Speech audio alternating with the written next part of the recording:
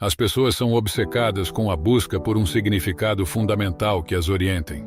Imagine duas pessoas colocando tijolos, construindo um enorme muro.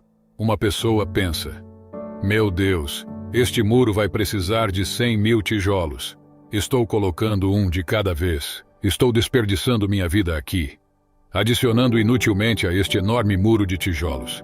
Por que estou fazendo isso? Isso é miserável, tijolo por tijolo. Entretanto, a outra pessoa pensa: daqui a 300 anos isso será uma catedral.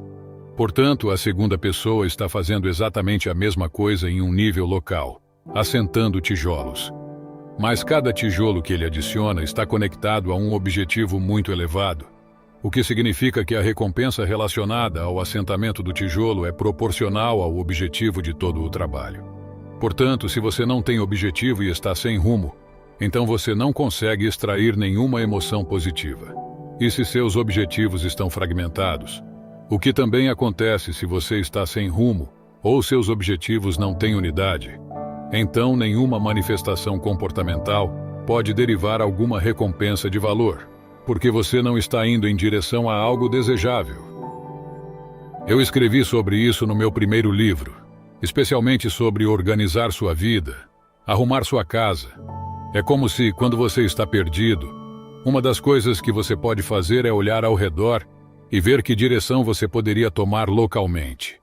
Consertar algo, encontrar algo que você pode fazer para melhorar as coisas. E há uma humildade nisso.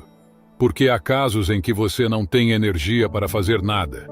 Talvez você não tenha energia ao ponto de não conseguir fazer o jantar. Será que pelo menos você tem energia suficiente para colocar os talheres na mesa? E às vezes as pessoas estão tão deprimidas que isso é realmente tudo o que conseguem fazer. Dar um pequeno passo adiante, não importa o quão pequeno seja. Implementar uma micro-rotina, até algo como lavar uma xícara e colocá-la de volta na prateleira. E você sabe que isso é algo bom porque você tem uma prateleira e tem xícaras nela. Você já decidiu que é uma forma apropriada de viver, ter suas xícaras de café na prateleira. Se você seguir em frente e limpar a xícara e colocá-la de volta na prateleira, você deu passos em direção a uma micrometa valiosa.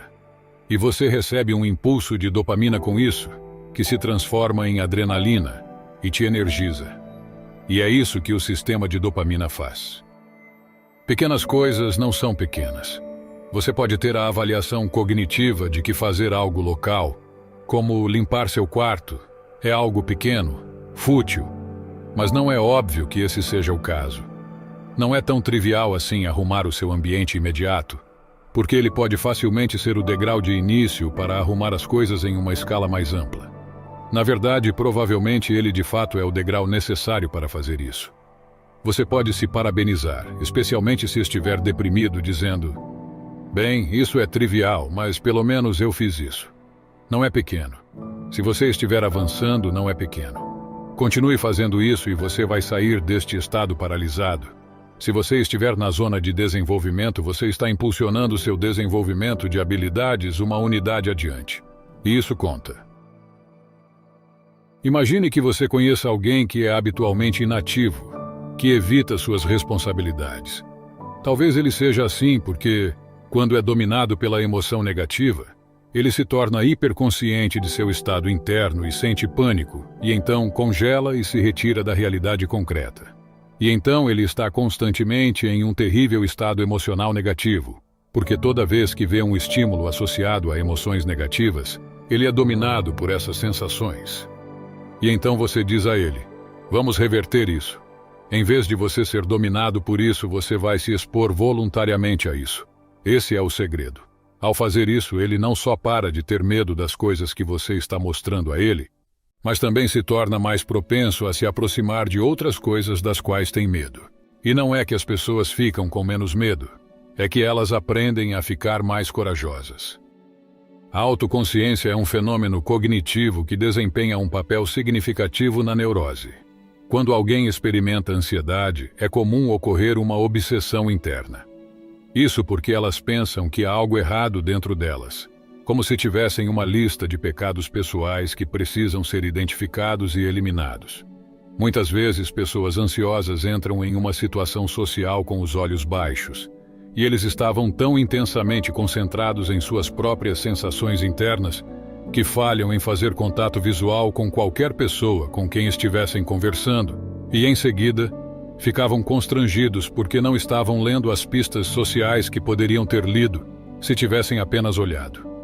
E então a conversa se tornava desconexa e ficavam ainda mais ansiosos e se recuavam para si mesmos. E uma das coisas que eu ensinava a elas não era tentar se acalmar, mas tentar acalmar a outra pessoa. Então, quando você entra em uma situação social, preste mais atenção na outra pessoa. Apenas concentre sua atenção para fora.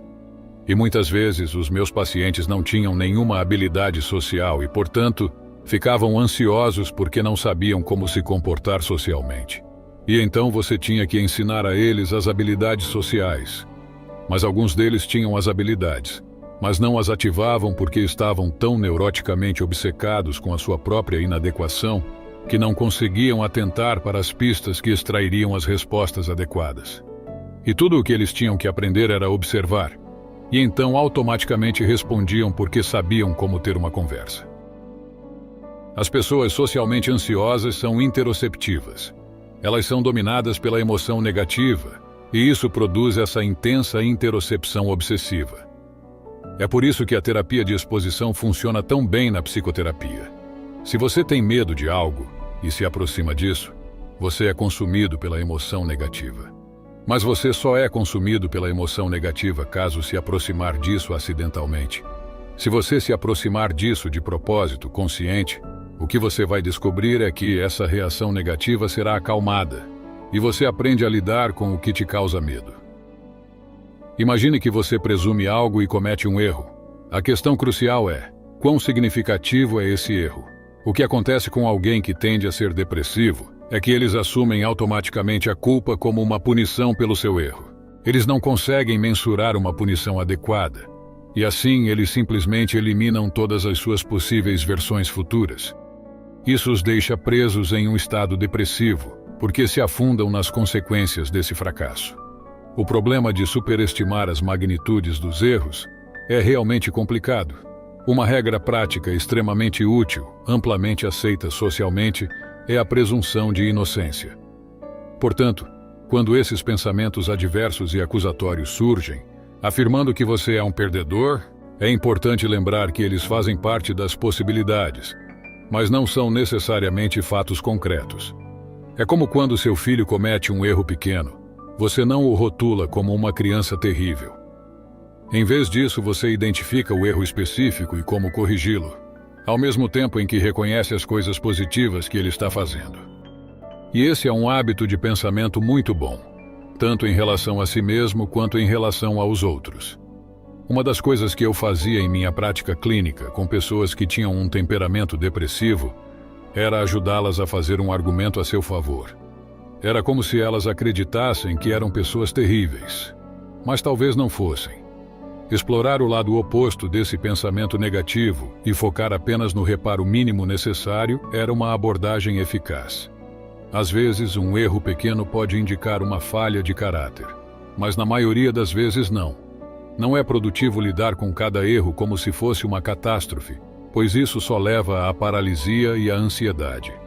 Você precisa torná-lo o mais local e preciso possível, de modo que você se afasta dos efeitos globais que um erro específico e pequeno causa em você, como a raiva e a ansiedade. Porque um estado de raiva ou ansiedade é global, e, portanto, será globalmente acusatório, afetando todas as suas partes. Então você precisa especificar o erro. Você precisa analisar. Qual é a transformação comportamental mínima necessária para garantir que erros semelhantes não sejam replicados no futuro? É como se seu telhado vazasse, criando uma goteira. Nesse cenário, a solução seria apenas consertar algumas telhas e não demolir a casa toda.